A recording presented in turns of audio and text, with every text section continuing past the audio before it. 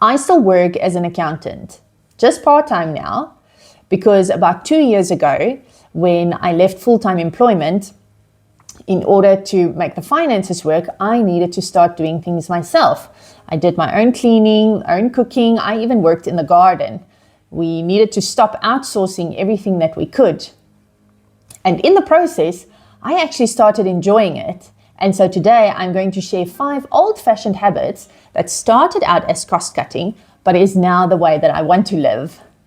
I spent 18 years in a corporate office, budgets, forecasts, variance reports, and I worked hard. But the fuller my work calendar became, the emptier everything else in my life felt. I was outsourcing more of my life, not because I wanted to, but because there simply wasn't enough hours. So when I made the decision to step back from full-time employment, the math was clear. We couldn't keep paying for everything we used to pay for. So I let the cleaner go. I picked up the lawnmower and started cooking every meal myself. And I told myself, this is temporary. This is what we have to do right now. But something shifted quietly. Here is what I didn't understand. I thought that homemaking was a trade-off. So I give up my corporate hours and then I have more time. But what am I giving up? Convenience, my status. And I thought I was, making a sacrifice. But then I ran the numbers on a loaf of sourdough. And that one calculation undid everything that I thought that I was giving up. I sat down and I added it all up. The flour, the water, and the salt, the power I would need to run my oven, the equipment that I would need to buy, and how long I would be able to use it for. And all of that came to $2 versus the $8 I was spending down the road for convenience. And then I thought, what else? And so I started tracking, not as a corporate accountant, but as a homemaker. And what I found is not only are we saving money, we are actually eating better. Fermented foods, life-cultured yogurt, sourdough bread, our own cheese.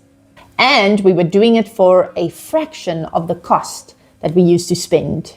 And that is the moment when the homemaker and the accountant stopped being at war. So here on The Financial Baker, we do 2 things. We bake or make from scratch, and we run the numbers. Everything, from your ingredients all the way through to the equipment and the power, everything that you would need. And today I am going to be walking through 5 old-fashioned habits that saved our family over $1,000 a year. And the money is only half of it. The other part is that I've actually changed the way that I feel about my home. And these habits have become so ingrained in our routine that I don't think I would ever need to outsource them again. So this is for anybody who has looked at their grocery bill and felt the tightness, or maybe you just want to eat real food that's good for your gut without the premium price tags. And just to be clear, you don't need a farmhouse kitchen. You don't need to be a professional baker. I do all of this in my small kitchen. And at this dining room table, I will show you how to make it all happen. Habit number 1, sourdough bread. A loaf of good artisanal sourdough at the store will run you around $8, sometimes more. My cost per loaf, and this includes the flour, the salt, the water, even the power to run the oven, and the cost of the Dutch oven divided across every loaf I'll bake, comes to about $2. That's a saving of over $6 per loaf. 2 loaves a week, 52 weeks a year. We're saving more than $600 a year on bread alone. And I would argue it even tastes better. The habit isn't just baking bread. It's realizing that once you have sourdough starter living in your fridge, flour and salt becomes the cheapest grocery item you own, because they turn your food into what would cost you a fortune at the store. Habit number 2, making Greek yogurt at home. A 32-ounce tub of plain Greek yogurt at the store is around $5. If I make it myself, the milk costs about $2. And the best part, once you've made your yogurt once, you use a few spoonfuls of that to start the next one. And so this is what we call the never-ending yogurt method. So after the first batch, your only cost is the milk. So that's 50% savings every single time. And here's the thing, homemade yogurt has more live cultures than anything you will buy on the shelf. It's good for your gut. It costs half as much, and it's about 15 minutes of hands-on time, and the rest really is waiting. Habit number 3 is brewing kombucha. I will be honest, the first time I had kombucha, I bought it from a store at $3.50. And this is because I'm not buying the stuff that's in plastic, right? Making it at home, 55 cents. It's almost embarrassing to talk about how much money you spend on kombucha. And so for a household of 2, and I will use 2 in this scenario because my son just really doesn't like the taste, drink 3 bottles a week, that would have cost us $10.50 in the store. Now it costs us $1.65. And again, you control what goes in. Do you want less sugar? Put less sugar. If you want to flavor it, add some flavoring. It's fermented in your kitchen. Habit number 4, letting your food be your probiotics. I used to spend $40 a month on a probiotic supplement. Convenience, right? And then I looked at what was on my kitchen counter, and I found that my sourdough is fermented. My live cultures in the yogurt, that's fermented food. Kombucha, that's a fermented food. And so I did not need to spend $480 a year on a supplement while I have all of this in my kitchen. These are some of the most powerful probiotics on the planet, which is a much better, more natural way of fixing and assisting your microbiome in your gut. $480 a year, gone. Replaced by real food.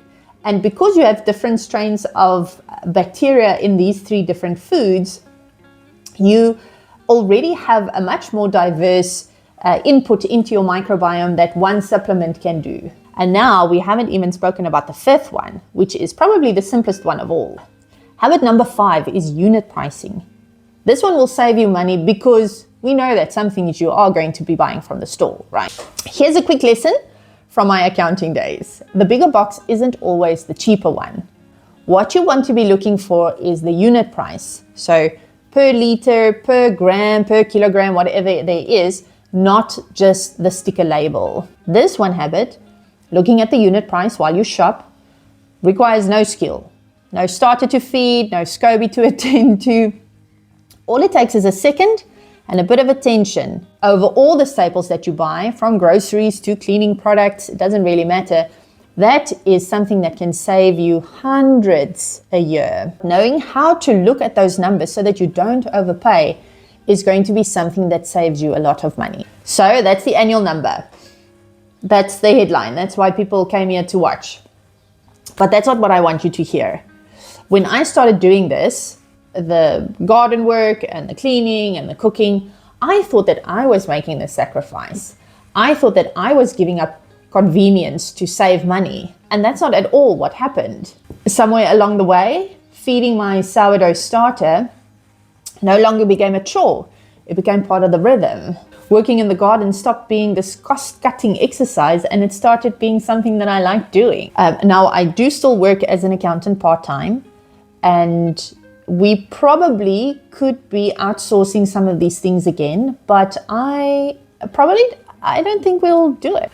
Because slowing down to work in your own garden and to make your own food and to tend to your own home, that's not deprivation. I think those are the things that I missed. Frugal homemaking is not about lowering the quality of life. For us, it actually raised it. And that, I don't think, is said enough. If that resonated with you, please go ahead and subscribe. I post new videos every week, cost-cutting, recipes, make versus buy comparison, and the type of homemaking that doesn't only save you money, but actually gives you something back. I'm so glad you found this channel. And remember, don't sweat the small stuff. Go enjoy your homemaking.